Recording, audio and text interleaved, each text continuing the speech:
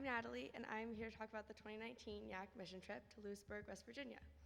For this trip, we partnered with Almost Heaven Habitat for Humanity in order to go and help build and rebuild homes for people who are less fortunate. We were there for 7 days, and every day of our trip, we had a different lesson that tied into the main idea of eyes to see. What I'm going to talk about is the one from Friday evening titled How Much Faith. During our trip, we were split into different work groups and assigned a work site and a list of tasks that needed to be done there. My group was assigned the Brackenridge work site, and our biggest task was to build a wraparound deck with a wheelchair ramp. The house we were working on will soon belong to Mac Brackenridge. The rest of the groups on our trip were either visited or even helped by the future residents. We were not. This is because in 2017, after being a police officer for only a year, Mac was shot off duty. This caused him to become paralyzed. Since then, he has been working hard to heal his body little by little, and after 2 years, he has started to regain movement in his left arm and leg. Learning all of this helped me to see just how much faith can change your life.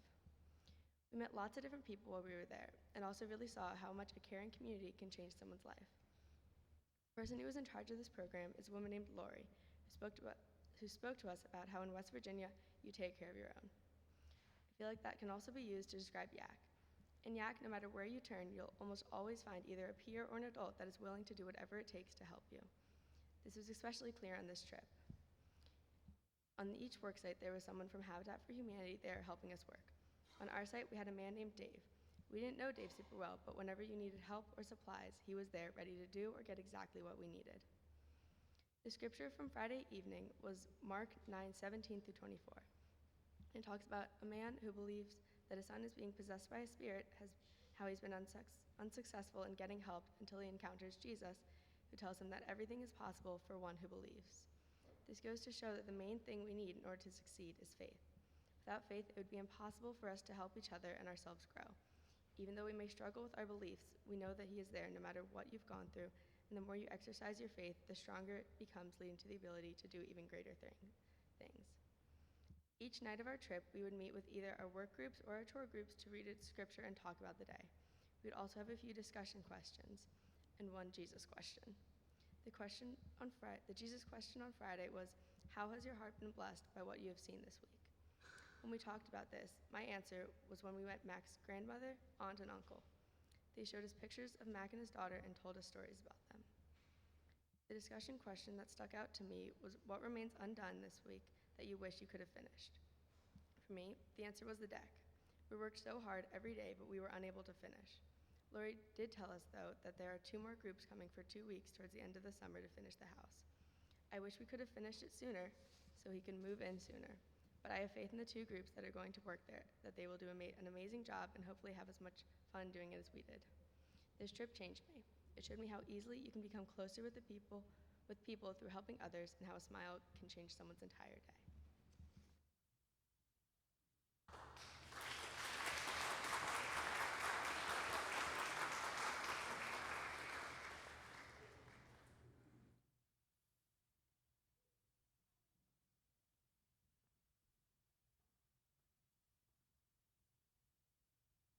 Good morning, everyone. I am Alice Bachmann, and I am going to be a senior at Garrison Forest School. This past week, I had the honor of working on the home of Mac Brackenridge through our YAC Habitat for Humanity mission trip. I have to admit that speaking in front of this many people is out of my comfort zone. However, I was encouraged by a sign in the church that hosted us listing 10 things that require 0 talent to contribute.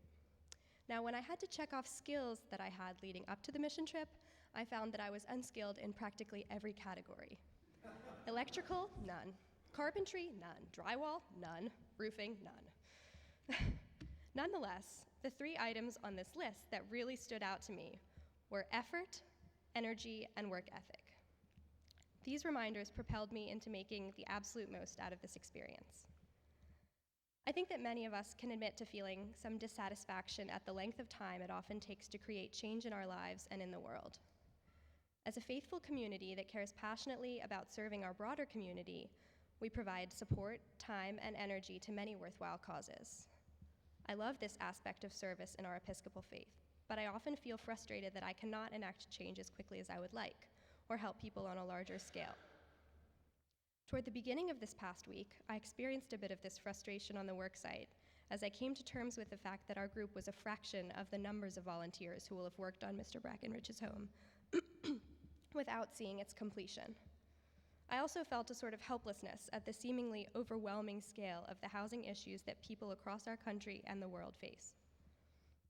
However, my perspective began to shift as we discussed one of our themes this week, workers. Matthew writes that Jesus said to his disciples, "The harvest is plentiful, but the workers are few. Ask the Lord of the harvest, therefore, to send out workers into his harvest field." I began to see that our group of youth and adult volunteers are striving to fill that role as some of God's workers.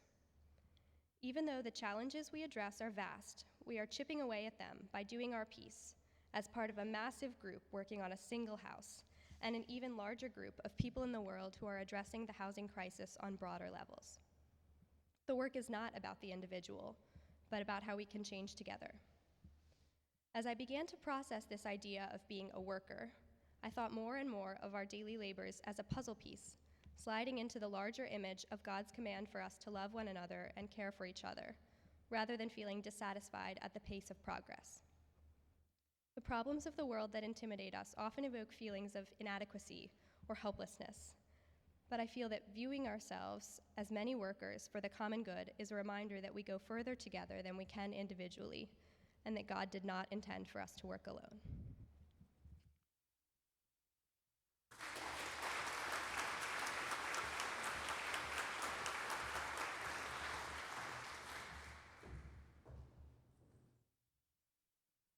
Hello. My name is Christopher Lagarde, and I'm a rising junior at Centennial High School. So one of the things that we talked about, this was Thursday night, was the theme of satisfaction. And I have been kind of grappling with this satisfaction in life since my pilgrimage to Spain in 2018, where I received this shell. It's a difficult thing, especially at a time when a lot of us teenagers are figuring out where we're going with our life. And something that I realized on this mission trip is that it connected back to a revelation that I had and kind of forgot about on pilgrimage. And that is, what does service mean to me? So the scripture we read from the Thursday evening daily devotional was from Acts chapter 17, verses 22 to 31. And in this scripture, Paul is preaching to the people of Athens, and they're religious, but they don't know who exactly they're worshiping. And one of the things he says is, God, he is not served by human hands as if he needed anything. Rather, he himself gives everyone life and breath and everything else.